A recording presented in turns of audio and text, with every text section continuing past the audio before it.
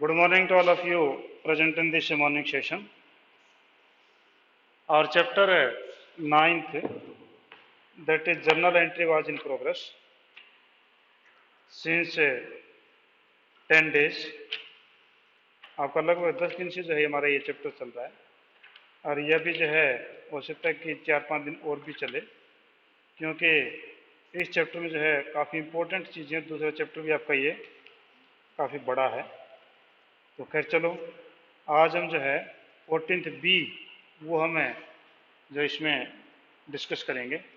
तो आपका जो चैप्टर है वो 9th है और ये आपका जर्नल एंट्री, ये आपके पास में जर्नल एंट्री का आपका चैप्टर है, ठीक है जी। तो इसमें देखिए,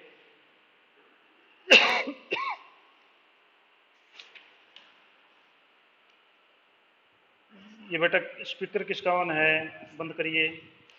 हाँ जी, ये कह रहा कि रजिस्ट्रेशन नंबर 14th बी है और ये 9.33 के ऊपर है। वहाँ पर देखिए कि you are required to journalise the following transactions, ठीक है। Balance in the books of Rahul a computer dealer on 1 April 2017। एक कंप्यूटर का डीलर है, उसका बैलेंस इस प्रकार से पड़ा है। कैश 500, बैंक ओवरड्राफ्ट, ओवरड्राफ्ट का मतलब ये हुआ कि we have withdraw the money from the bank more than we are deposited.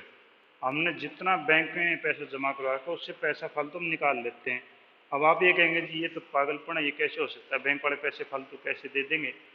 तो वहाँ पर एक लिमिट बनवाते हैं हम लोग, उसको जब बैंक लिमिट बोलते हैं। बैंक जो हमारी कोई एसेट जो प्लेज करता है और उसके बदले में फिर हमें एक लिमिट देता है कि आप इतने पैसे जो है वो आप जमा फालतू निकलवा सकते हैं हमारे से।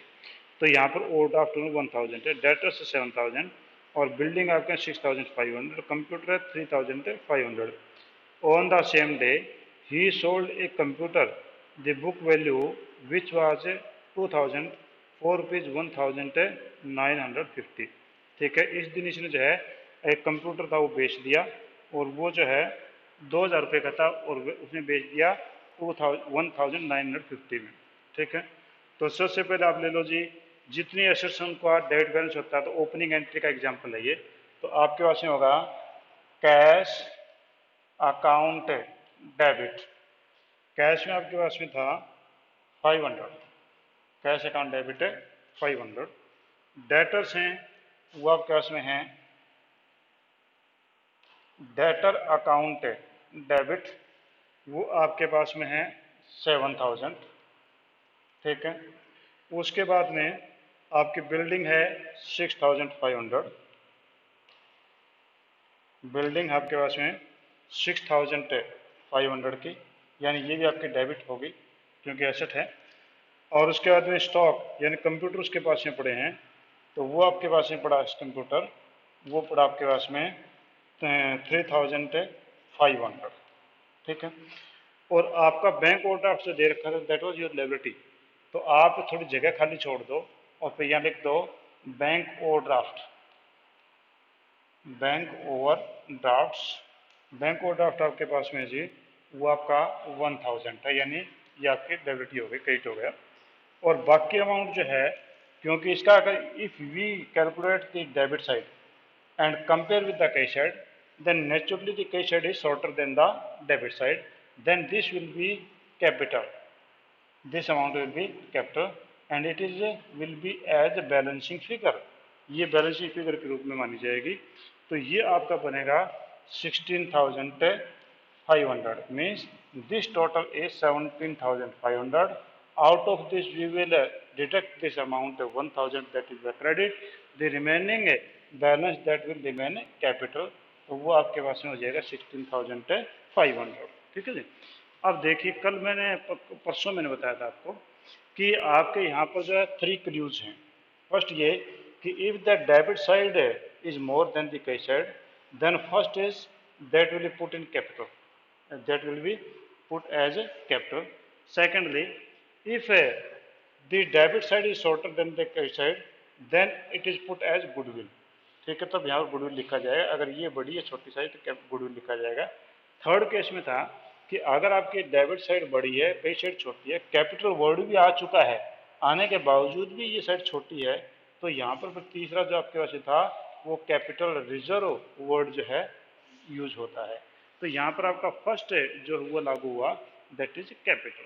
ठीक है जी, तो ये आपकी थी ओपनिंग एंट्री। हाँ जी, इससे रिलेटेड कोई प्रॉब्लम है तो पूछिए, नहीं तो फिर मैं नेक्स्ट एंट्री में मूव करता हूँ। हाँ जी, एनी अदर थिंग, बोलिए बेटा, कुछ पूछना चाह रहे हैं? चलो आगे चलता हूँ।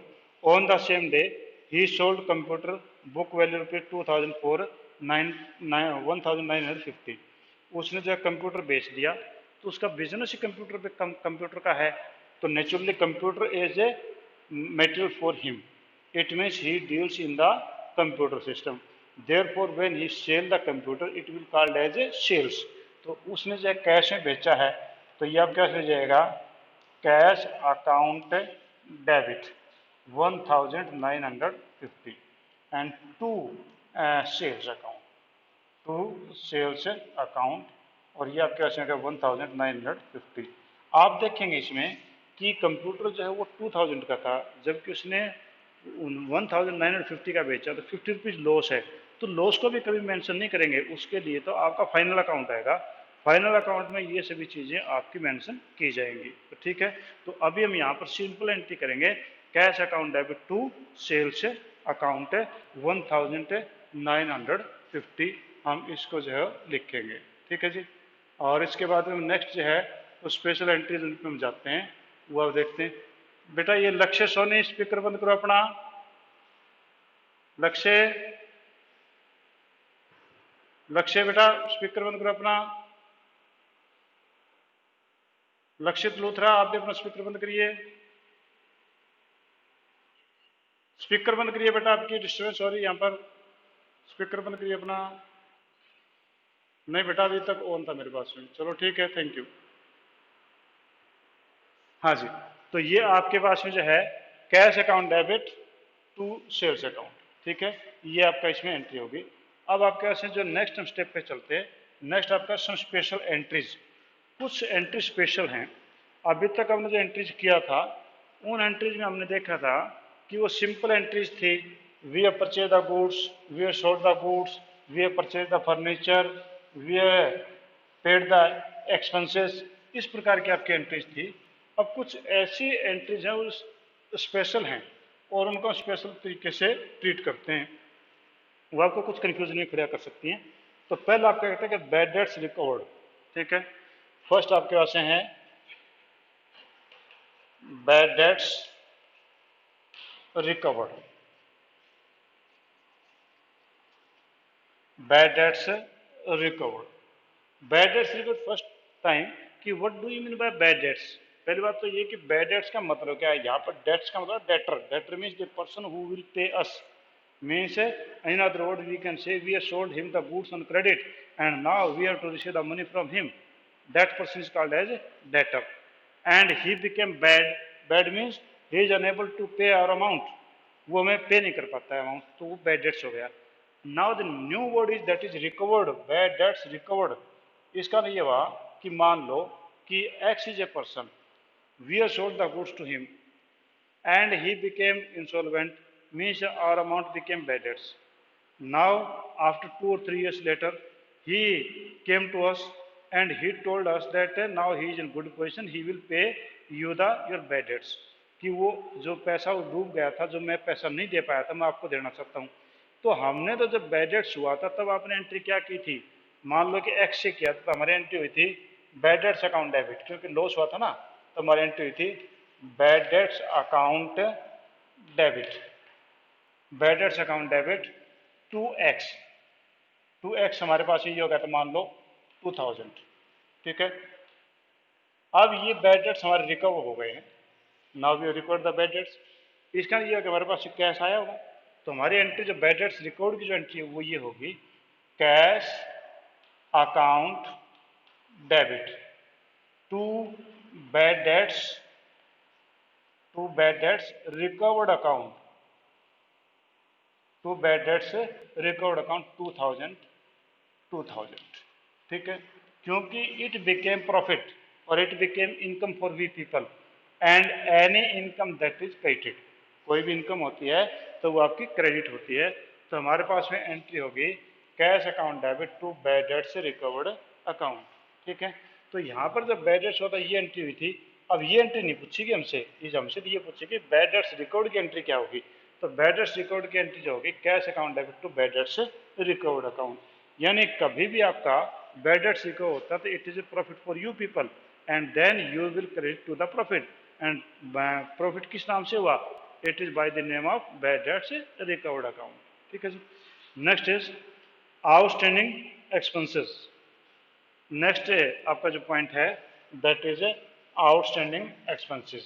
First of all what is the meaning of outstanding expenses, तो मैं पहले ये क्लियर कर दूं। तो ये आपके पास में outstanding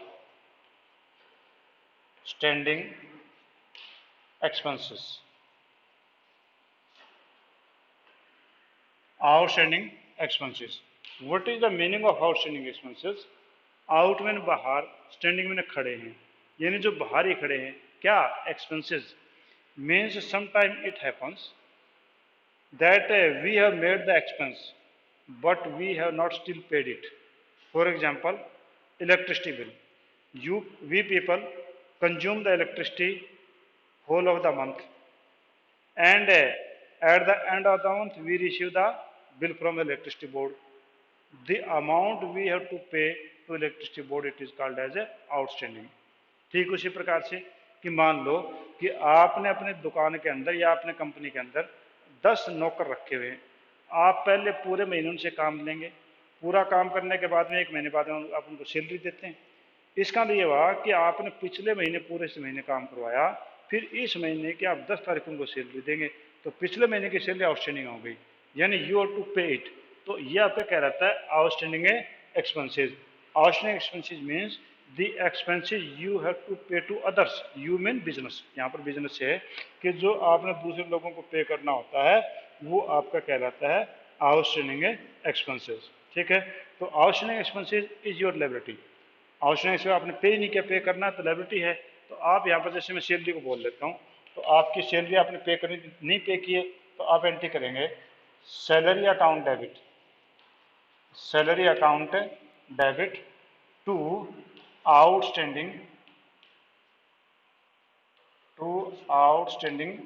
salary, salary account to outstanding salary। Please बेटा एक इसका स्पीकर ऑन है, मान लो मैं बोलता हूँ 1000, ठीक है। तो ये आपके पास हो जाएगा outstanding salary account debit to outstanding salary, ये आपके पास में आपकी एंट्री बन जाएगी।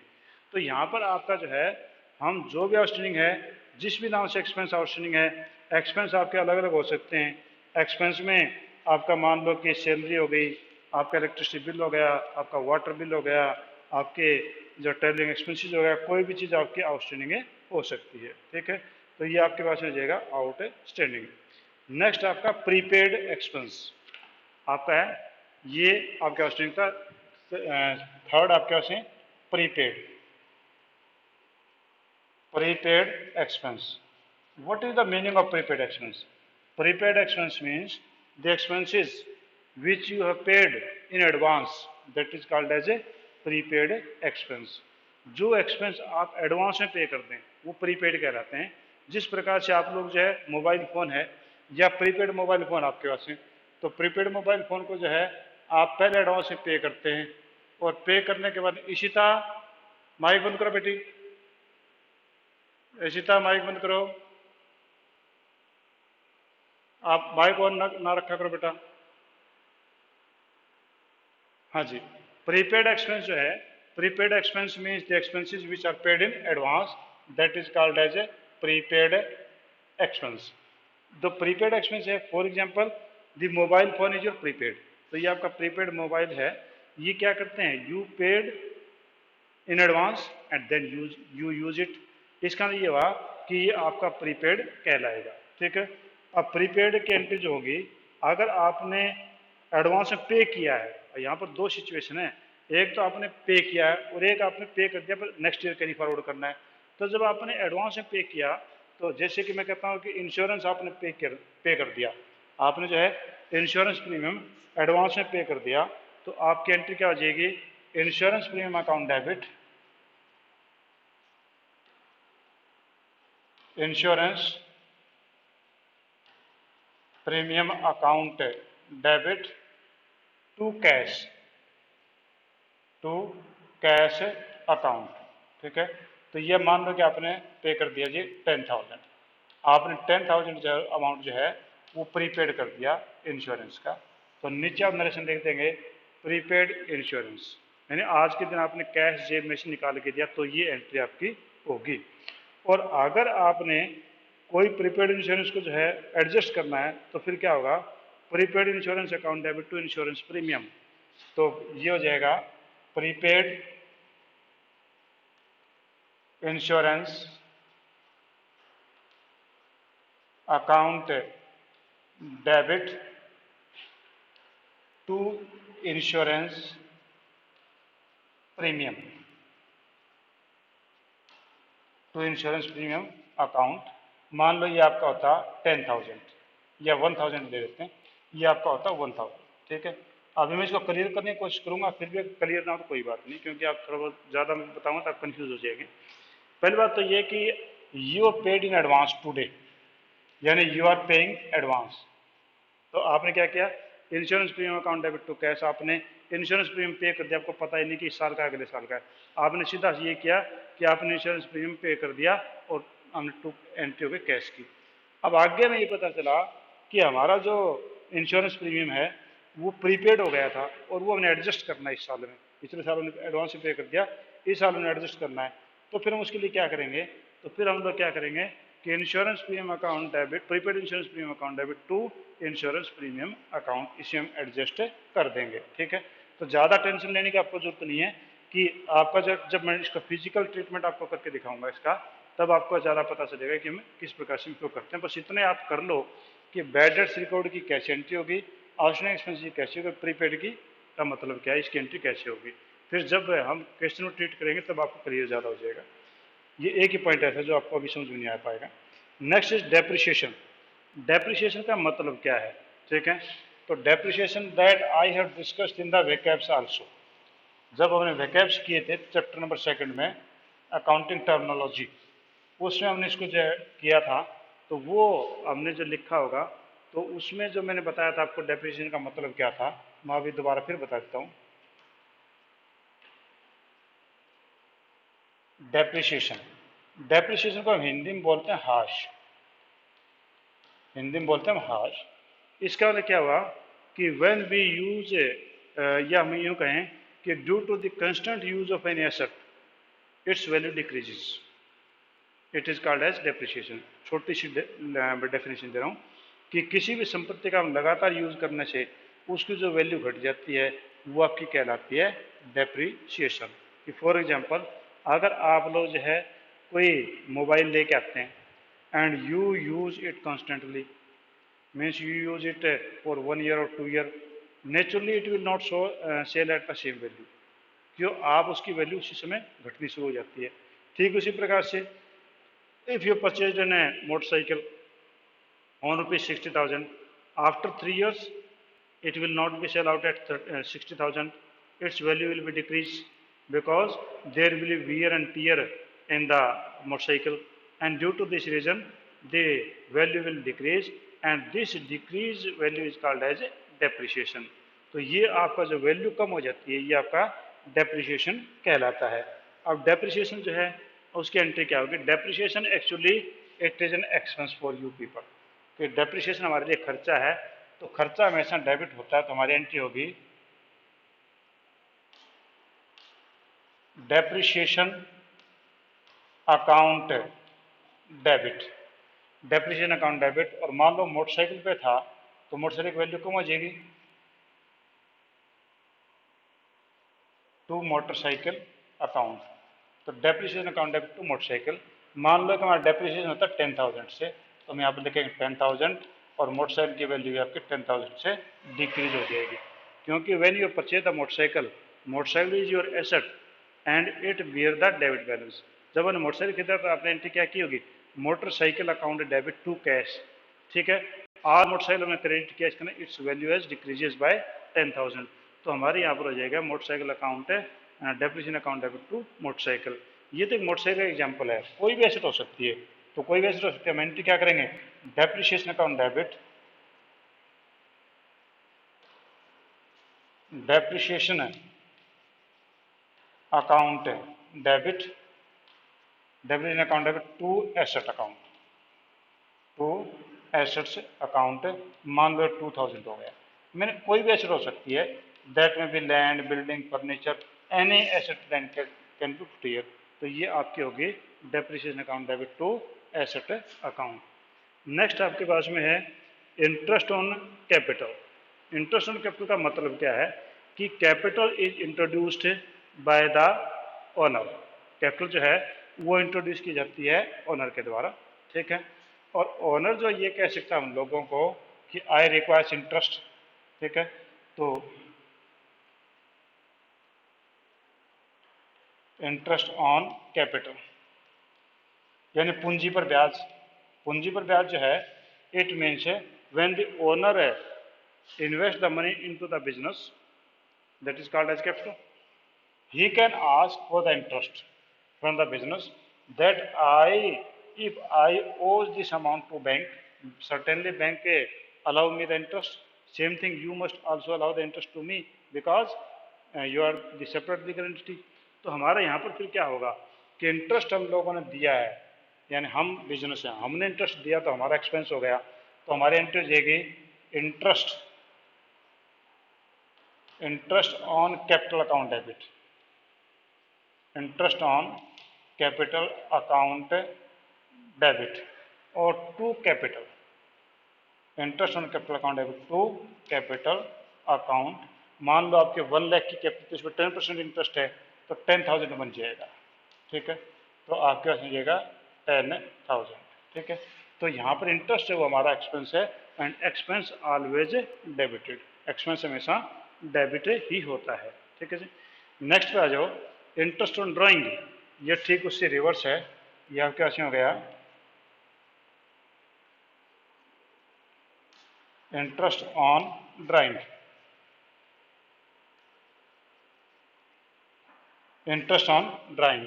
इंटरेस्ट ऑन ड्राइंग है तो इंटरेस्ट ऑन ड्राइंग का मतलब क्या होता है कि आप लोग जो है जिस प्रकार से मालिक ने कैपिटल लगाई, he is asking for the interest from we people.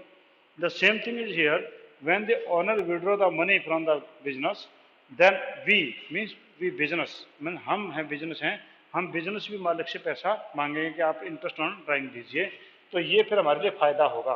तो फायदा, ये लॉस हुआ था इंटरेस्ट ऑन कैपिटल के नाम से, फायदा होगा इंटरेस्ट ऑन ड्राइंग के नाम से। तो हमारी एंट्री हो जाएगी drawing account debit, drawings account debit और to interest on drawing, drawing account debit to interest on drawings. ये आपकी एंट्री बनेगी। मान लो ये आपका 1000 होता है, ठीक है, तो हम लिख देंगे 1000, ठीक है। तो drawing account debit to interest on drawing, ये हमारी एंट्री होगी। तो हमारी स्पेशल एंट्रीज हमने आज जो सीखी हैं वो आपके पास हैं bad debts recovered, outstanding expenses, prepaid expenses और depreciation, interest on capital and interest on drawing. ये एंट्रीज आज हमने जो है करनी सीखी हैं, और उसके बाद में कल जो है हम इसके कुछ इलस्ट्रेशन करेंगे एक आध, और फिर एक नया टॉपिक आपके पास में और आएगा, और फिर ये मान लो कि आपका चैप्टर जो है वो ख़त्म होने की तरफ चल पड़ेगा, यानी 50% मोर देन हो जाएगा। हाँ जी, कोई प्रॉब्लम हो किसी को, anybody have to ask something, if you have any problem, if any confusion, you can make it clear by me।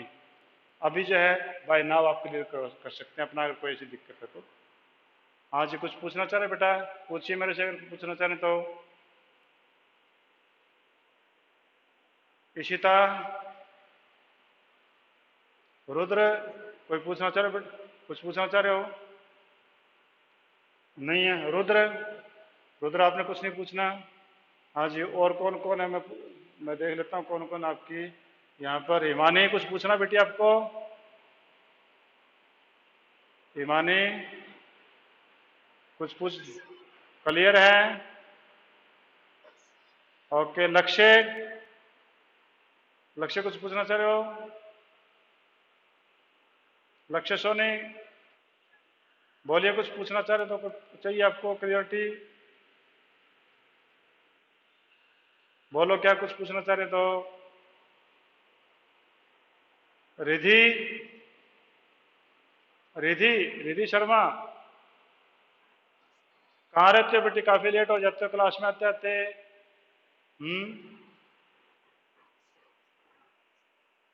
क्या नहीं होगा आगे से? हाँ, चलो अच्छी बात है। संदीप जांगड़ा, कुछ पूछना चाह रहे हैं आप कुछ चीजें? संदीप, ओके। संस्कार, संस्कार कुछ पूछना बेटा? चलो ठीक, ओके बेटा, फिर कल मिलते हैं। Thank you, have a nice day. कल क्या, अभी मिलते हैं 11:30 बजे, नोट कल, मैं गलती से बोल गया। ठीक है, ठीक है जी, thank you, have a nice day.